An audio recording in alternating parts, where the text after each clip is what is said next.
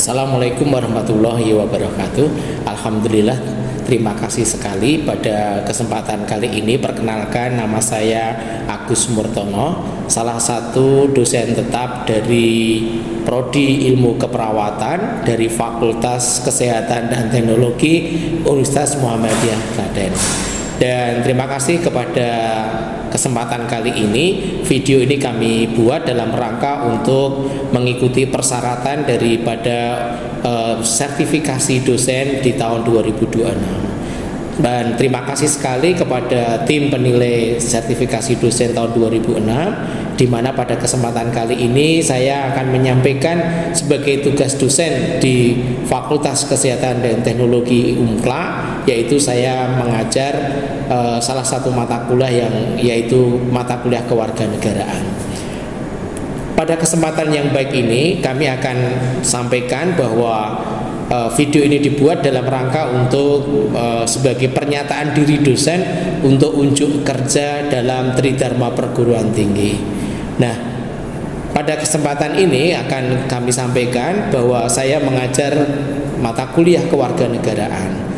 Mata kuliah kewarganegaraan sebagai salah satu mata kuliah wajib di perguruan tinggi yang setiap mahasiswa dari semua program studi akan mendapatkan materi kewarganegaraan ini. Materi kewarganegaraan ini adalah fokusnya adalah membahas tentang kegiatan ilmiah pendidikan kewarganegaraan, membangun karakter building mahasiswa, gerakan kultural kewarganegaraan sehingga bisa koheren yang bertolak dari esensi dan bermuara pada upaya pengembangan pengetahuan kewarganegaraan. Di samping itu, fokus dari mata kuliah ini adalah bagaimana nilai-nilai perilaku dan sikap mahasiswa yang mampu memiliki perilaku, kepribadian, karakter anti korupsi, sehingga dia akan terampil di masa depannya menjadi mahasiswa sebagai warga negara Indonesia yang memiliki rasa kebangsaan yang tinggi dan anti korupsi. Selanjutnya, di dalam proses mata kuliah kewarganegaraan ini ada capaian-capaian pembelajaran atau CPL. Yang pertama adalah dalam kuliah ini akan bisa diharapkan mampu melahirkan warga negara yang memiliki wawasan kebangsaan dan nasionalisme yang tinggi. Itu yang pertama. Yang kedua, mata kuliah ini diharapkan mampu melahirkan warga negara yang memiliki komitmen yang kuat terhadap nilai-nilai hak asasi manusia dan demokrasi, serta mampu berpikir kritis terhadap permasalahannya. Yang ketiga adalah melahirkan warga negara yang anti kekerasan dalam menyelesaikan setiap masalah, menjunjung tinggi hukum atau rule of law ya istilahnya. Yang keempat adalah melahirkan warga negara yang mampu memberikan kontribusi terhadap persoalan bangsa dan kebijakan-kebijakan publik. Yang terakhir adalah mampu melahirkan generasi intelektual yang anti korupsi dan memiliki kepribadian yang berintegritas tinggi. Di dalam menjalankan perkuliahan kewarganegaraan ini, karena yang dihadapi adalah mahasiswa, tentu cara menyampaikannya biar tidak mahasiswa jenuh, karena materi kewarganegaraan ini sudah diberikan sejak dari tingkat SD, SMP, SMA, dan di perguruan tinggi dipisah antara dua mata kuliah, pendidikan Pancasila dan pendidikan kewarganegaraan. Maka keberhasilan dari penyampaian kuliah kewarganegaraan ini adalah bagaimana kita menciptakan suasana belajar yang benar-benar bisa dirasakan oleh mahasiswa, di mana mereka adalah orang-orang yang sudah dewasa. Tetap metode yang selama ini masih dipakai yaitu metode ceramah, tapi ceramahnya di sini tidak seperti pada ceramah metode kuliah yang lainnya. Tentu ceramah di sini hanya memicu atau memacu semangat untuk berpikir, sehingga metode ini masih digunakan sebagai awalan. Tentu dalam prosesnya metode yang digunakan ini adalah dalam bentuk tanya jawab yang semakin banyak kasus-kasus kebijakan publik yang semakin membingungkan. Alhamdulillah ini yang akan kita terapkan sehingga mahasiswa dipacu untuk bisa mengkritisi ya istilahnya lewat studi-studi kasus atau fakta-fakta yang ada di dalam kehidupan nyata di luar sana. Yang berikutnya adalah tentu nanti kalau dalam pelaksanaan pendidikan kuliah kewarganegaraan ini, tentu kekuatannya salah satunya adalah diskusi. Karena dengan metode diskusi ini sehingga mahasiswa akan memiliki kesempatan yang lebih baik di dalam memberikan pemikiran-pemikiran kritisnya atau dilatih untuk bisa menyelesaikan masalah-masalah yang dihadapi oleh bangsa ini.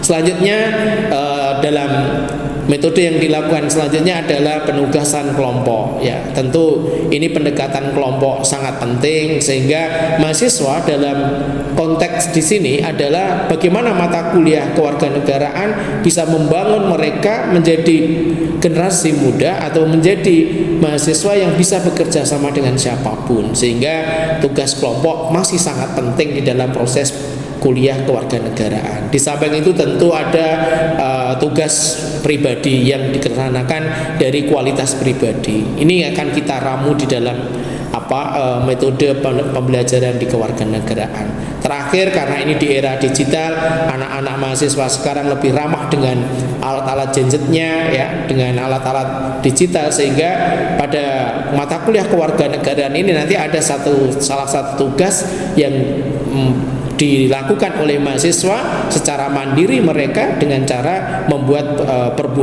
pembuatan lewat video pendek nanti. Nah, itu beberapa hal yang akan kita lakukan untuk mengoptimalkan dari pembelajaran kewarganegaraan yang dihadapi karena ini sudah usia dewasa.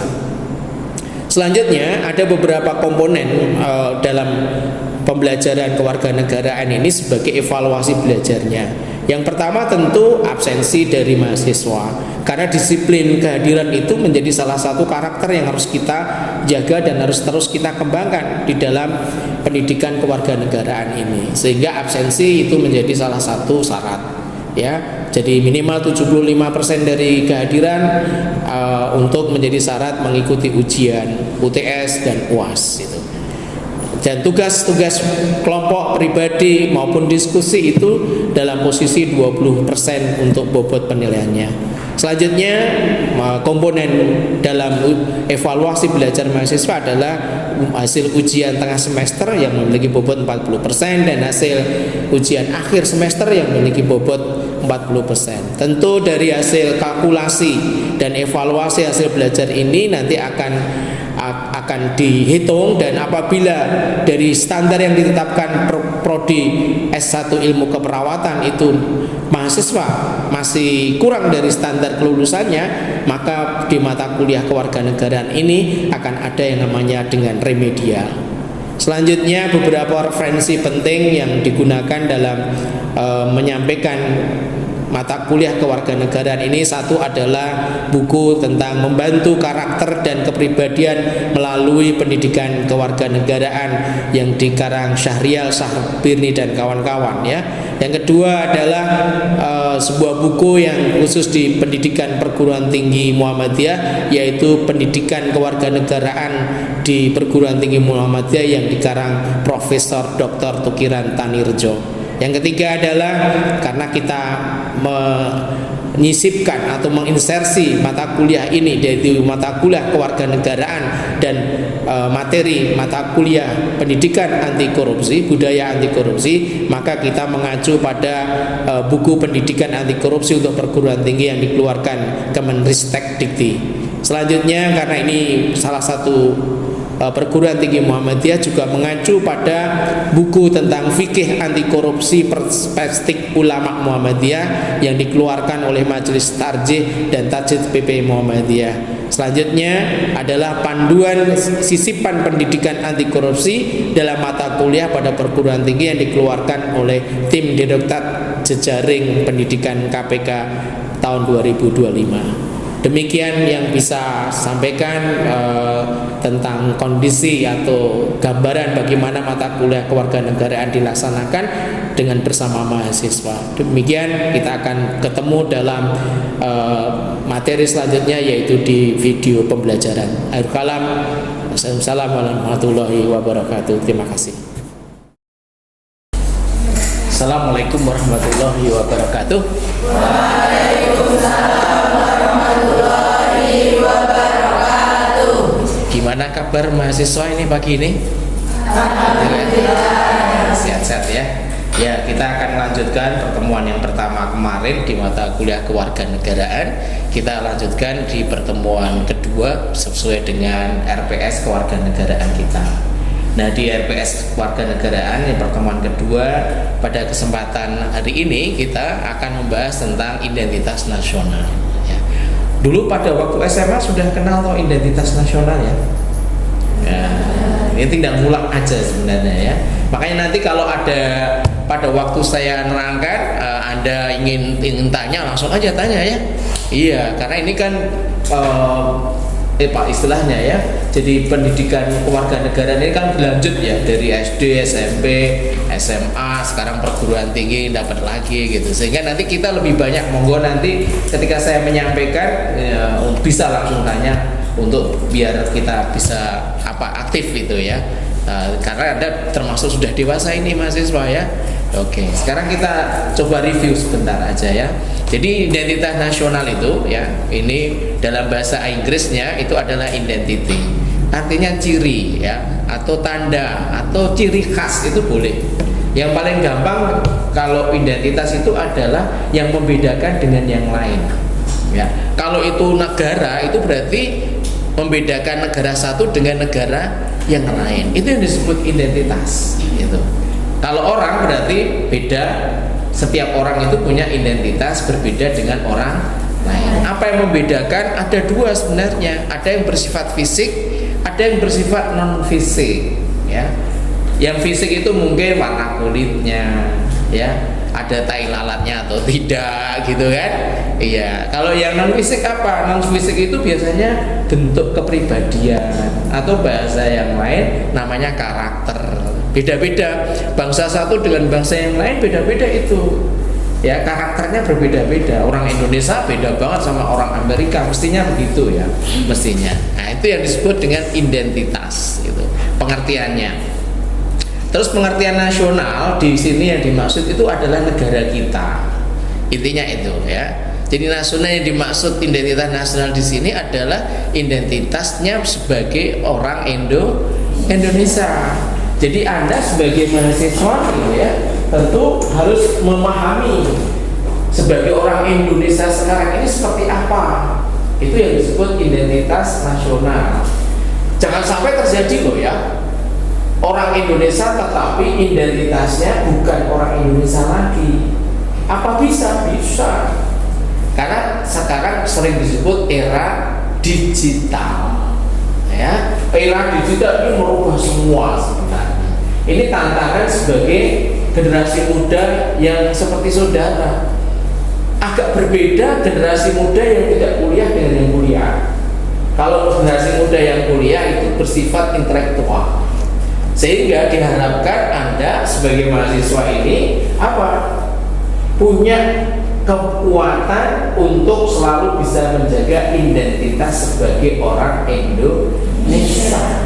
Karena di luar sana banyak aslinya orang Klaten tetapi cara makannya, cara berpakaiannya, bahkan cara berpikirnya atau kepribadiannya bukan lagi seperti orang Indonesia. Seperti orang mana? Ya orang luar negeri. Ada yang seperti orang Amerika, pahamnya namanya kapitalisme atau materialisme. Nah, itu berarti sudah tidak punya identitas gitu ya. Nah, makanya nasional di sini yang dimaksud itu adalah orang Indonesia. Identitas nasional berarti identitasnya orang Indonesia. Itu pengertian yang paling gampang ya. Dan mahasiswa berarti Anda bagian dari orang Indonesia. Sehingga diharapkan benar-benar bisa menjaga identitasnya orang Indonesia. Secara fisik apa? Ya, secara fisik Anda seperti orang Indonesia. Itu yang bahaya itu adalah non fisiknya. Oke, kita lanjutkan. Sampai di sini ada yang ditanyakan pengertian identitas? Belum ya? Oke, kita lanjutkan ya. Ya, jadi identitas nasional kalau di Indonesia itu yang fisik itu istilahnya adalah bisa dibedakan dengan budaya lain ya, budaya-budaya yang bersifat fisik ya. Kan kita ini pakaiannya berbeda, makanannya berbeda, bahkan bentuk rumahnya Indonesia itu masing-masing provinsi punya bentuk rumah fisik yang berbeda ya, antara Jawa Tengah, Sumatera dan seterusnya. Nah, itu. Nah, tapi ada dalam konsep identitas nasional kita, ini coba lihat Anda ya. Ini ya. Bisa ya. Jadi yang membedakan kita dengan orang lain itu secara identitas kita punya konsep apa yang disebut dengan Bhinneka Tunggal Ika. Ya, yang didapat dari Pancasila itu. Jadi identitas kita ini orang Indonesia itu sebenarnya bisa dilihat dari apa? Ideologinya Pancasila itu. Nah, ideologi Pancasila pasti saudara sudah tahu toh. Sila pertama apa bunyinya? Ketuhanan. Identitasnya apa itu berarti orang Indonesia? Identitasnya orang Indonesia itu harus punya karakter menjadi orang yang beragama. Itu ya. Jadi orang Indonesia itu kalau tidak beragama berarti tidak beridentitas orang Indonesia. Makanya faham, namanya faham ya. Faham komunis di Indonesia tidak diterima karena faham komunis tidak mengakui adanya Tuhan. Ya. Nah, ada faham kapitalisme, tapi di Indonesia ini makin subur. Cuman kapitalisme beda dengan sosialisme tadi. Kalau kapitalisme itu agama itu urusan pribadi. Kalau di Indonesia agama diurus negara ya. Makanya Indonesia punya departemen agama. Ya, itu termasuk identitas itu. Di negara lain nggak ada ya, belum tentu ada namanya departemen agama. Terus yang kedua apa? Identitas yang kedua, sila yang kedua, kemanusiaan. Berarti orang Indonesia itu apa? Dia sangat care dan empati kepada orang lain. Itu identitas. Ya. Jadi orang Indonesia itu orangnya pasti punya peduli, ya, punya empati kepada orang lain. Apalagi Anda sebagai perawat, besok mau jadi perawat, ya, kan perawat salah satu tugasnya kan merawat orang sakit. Ya, kalau nggak punya watak atau karakter orang yang care dan empati pada orang lain, wah, nggak cocok jadi perawat istilahnya ya. Apalagi individualisme. Sila yang ketiga apa?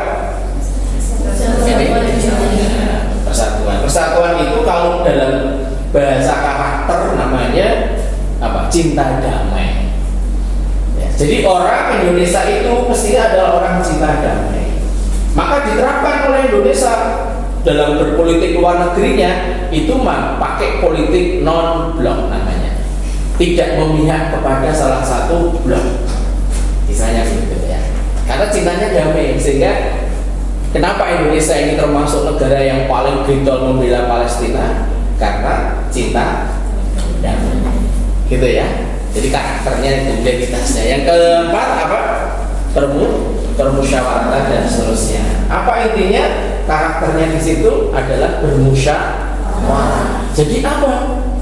Identitas orang Indonesia itu dia nggak mau kekerasan, nggak mau, tapi apa-apa itu diselesaikan dengan cara musyawarah.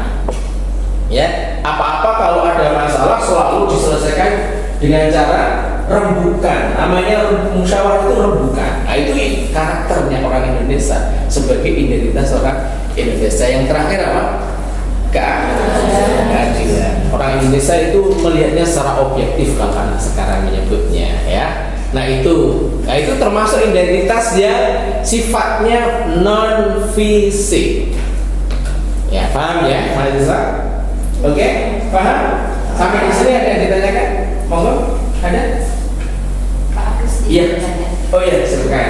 Bagaimana agar mahasiswa itu bisa menjaga identitasnya orang Indonesia di tengah-tengah era digital sekarang? Oh, hebat. Tepuk tangan dulu pertanyaannya.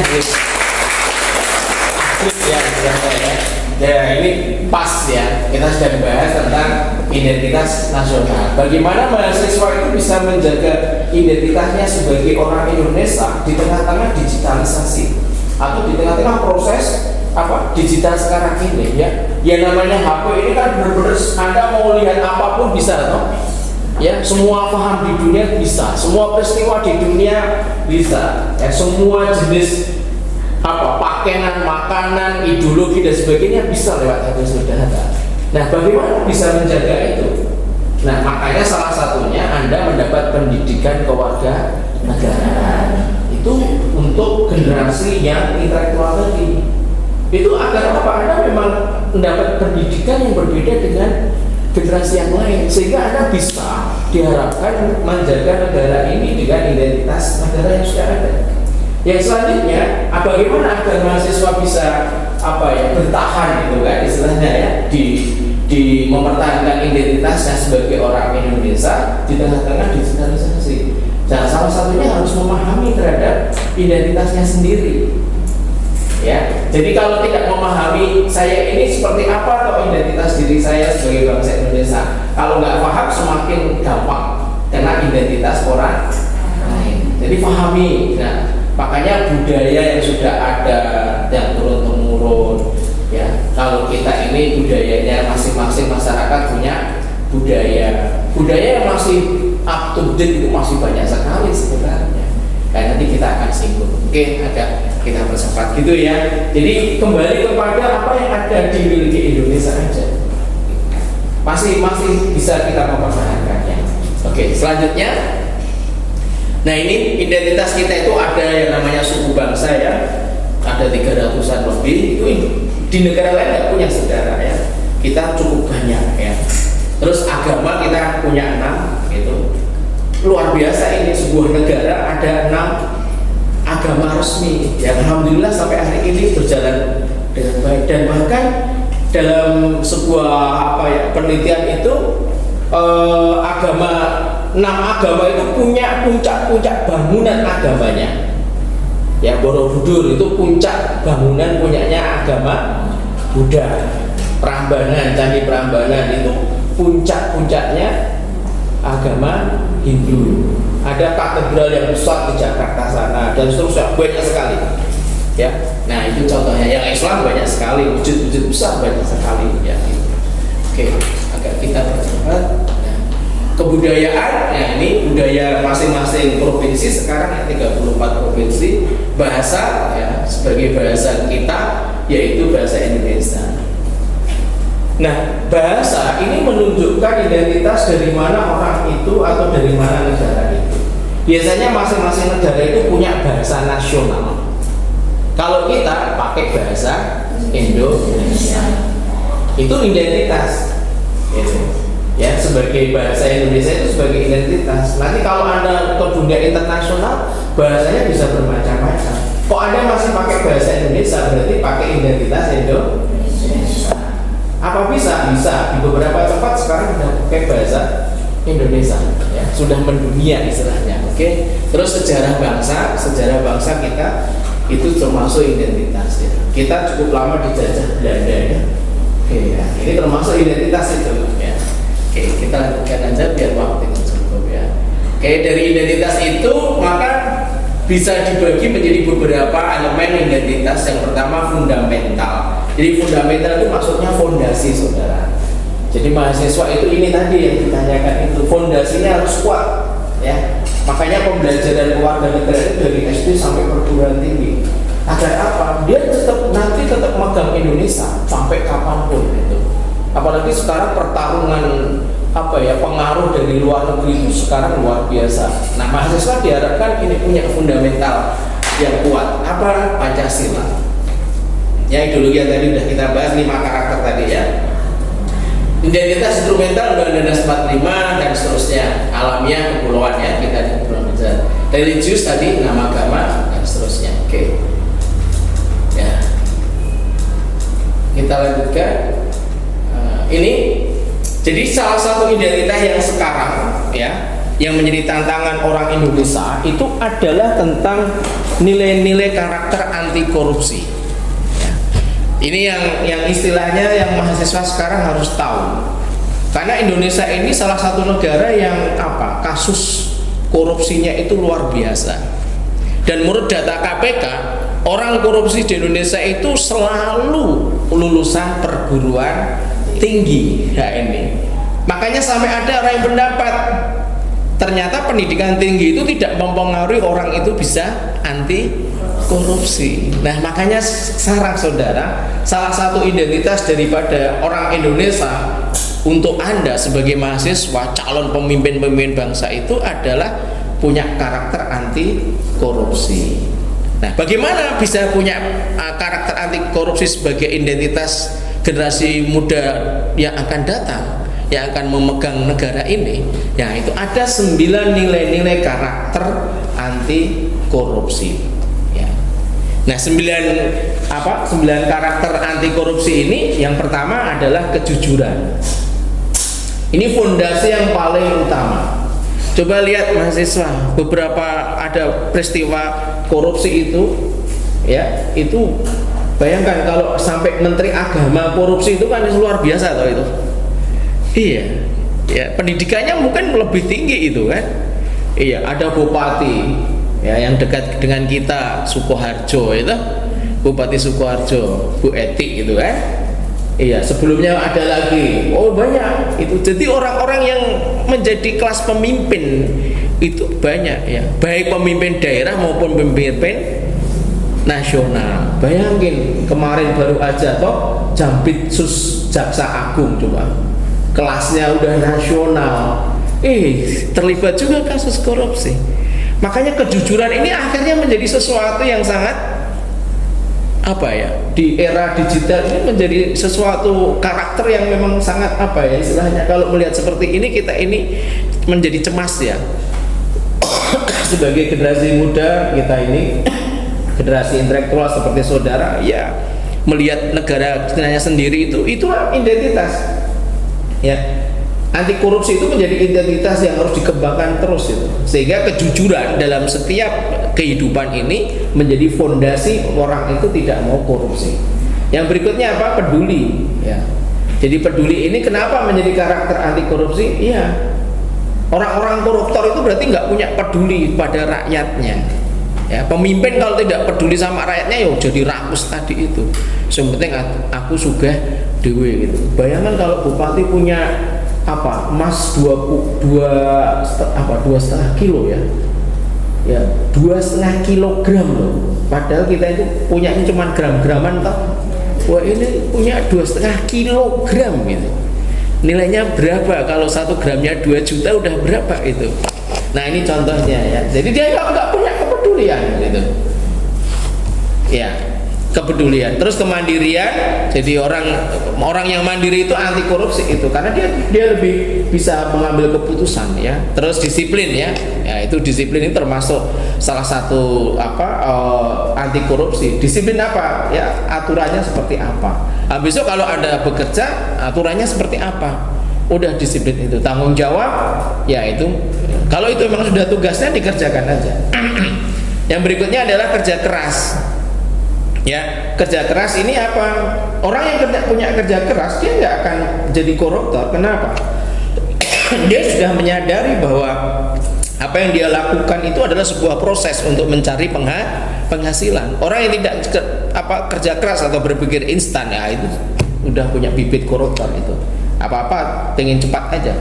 Yang ketujuh adalah sederhana. Hidup sederhana itu ternyata karakter anti korupsi, saudara. Ya, orang yang berpikir materialisme ya, sekarang ini kapitalisme itu iya, coba yang korupsi itu ada nggak yang miskin? Yang kita lihat di TV-TV itu ada nggak yang miskin? Nggak ada loh, semuanya orang-orang kaya loh. Padahal dia udah kaya, udah punya segala-galanya. Itulah kerakusan yang membuat dia menjadi sangat hidupnya semakin rakus ya, itu keberanian dan keadilan. Nah, itu ada 9 karakter, saudara. Ya, nanti akan kita perdalam lewat diskusi ya tentunya ya, untuk tentang karakter ini. Nah, gaya hidup sederhana mampu menjadi nilai karakter anti korupsi karena hidup merasa cukup dengan penghasilan yang ada sehingga pendapatannya selalu lebih besar daripada pengeluarannya. Nah, ini mahasiswa latihan. Jangan sampai uang saku saudara dengan uang pengeluaran kebutuhan Anda itu lebih besar pengeluaran. Belajarnya dari situ, hidup sederhana itu. Jadi jangan ada gambaran hidup sederhana itu terus apa-apa seperti nggak punya ya. Iya, jadi hidup sederhana itu intinya di situ. Selalu pendapatannya lebih besar daripada pengeluaran. Kalau bisa mengatur seperti itu udah hidup sederhana. Ya, nanti ada istilah frugal living nanti ya mahasiswa dicari ya. Iya, dicari di medsos itu ya. Ada gaya hidup di luar negeri, anak-anak muda itu pakai namanya prinsip frugal living ya, dan seterusnya. Oke. Nah, ini oke, saya tutup pada mata kuliah kita kali ini, yaitu ada kata-kata seperti ini, main local think global ya. Sedikit juga mempertajam jawaban mahasiswa tadi. Apa? Tetaplah menjadi mahasiswa yang berkarakter Indonesia tapi bisa berpikir internasional ya. Jadi tetap Anda sebagai mahasiswa Anda di Klaten ya punya karakter menjadi orang Klaten, tetapi pikirannya atau cara berpikirnya atau cara menghadapi hidupnya itu udah berpikiran internasional gitu. Artinya apa? Anda punya akar yang kuat sebagai orang Indonesia tetapi bisa berpikir seperti orang internasional, kualitas dirinya seperti orang nasional. Oke? Bisa diterima? Nah, mudah-mudahan mahasiswa menjadi orang-orang hebat nanti ya. Tetap punya identitas, ada seorang muslimah, seorang muslim, orang Klaten ya, orang Indonesia ya. Tetap itu menjadi karakter hidup Anda nanti. Mudah-mudahan terima kasih materi kuliah pada pagi hari ini saya pikir sudah cukup ya. Ya, selanjutnya nanti dibagi seperti biasanya ya. Ada pembagian kelompok untuk menindaklanjuti diskusi tentang seperti di RPS itu nanti dibagi. Ini ada mahasiswa berarti per kelompok 5-5 nggih. Sesuai absen aja 1 sampai 5 terus 6 sampai dan seterusnya. Ya, apa yang bahan diskusinya untuk pertemuan berikutnya? Bahan diskusinya adalah bagaimana gaya hidup sederhana itu bisa menjadi anti korupsi. Nah, ini dimulai dari mahasiswa. Gitu nggih. Kita pertemuan berikutnya kita akan menampilkan presentasi hasil diskusi kelompok ya dengan tema sederhana adalah karakter anti korupsi. Bisa dimengerti? Ada yang ditanyakan untuk kelompok? Nggak ada? Oke, terima kasih ya. Semoga materi kali ini Anda bisa mengerti dan akhirnya kita bisa menemukan identitasnya. Saya pikir cukup sekian dulu untuk kuliah hari ini dan terima kasih semuanya sudah hadir. Nanti absennya seperti biasa ya disiakat ya. Hadir semua atau ini sepertinya? Ya, alhamdulillah sehat-sehat semua ya mahasiswa ya. Ya, assalamualaikum warahmatullahi wabarakatuh.